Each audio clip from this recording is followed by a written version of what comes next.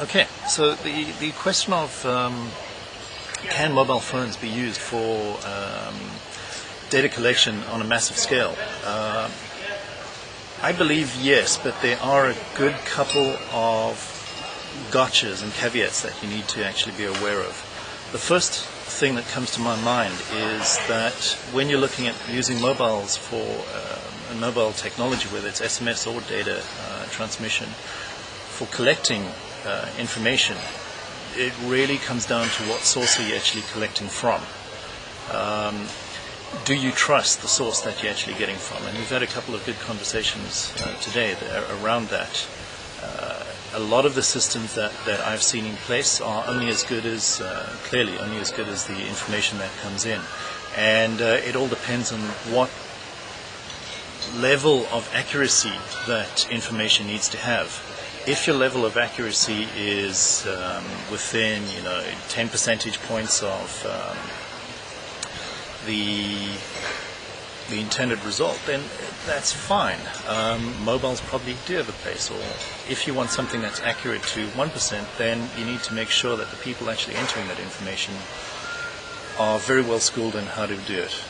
The second thing that really comes to mind is trying to make sure that whatever system used to capture the information actually discards non-relevant information, so that you have a filter for garbage, making sure that something isn't correctly formatted, etc., actually is discarded from the system.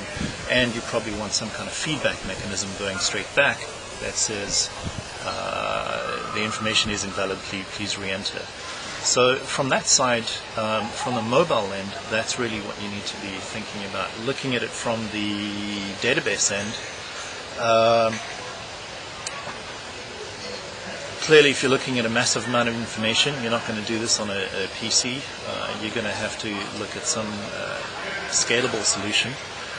Certainly in Africa, one of the biggest issues that you'll hit is data, the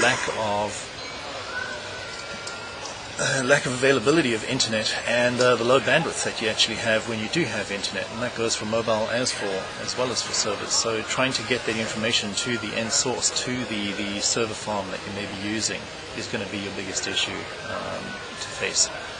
Replication to different areas,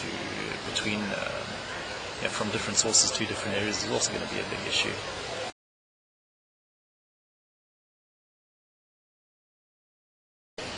When talking about and having a look at how you want to create business models out of mobile communications technologies, one thing that we found in our research is that you really need to consider how mobile network operators are actually going to react to the application and services that you're trying to drive over their networks. They've spent an enormous amount of money building up these networks, and rightfully so, need to protect the revenue streams that come out of it. So one aspect that we found is quite favorable is to actually introduce and focus on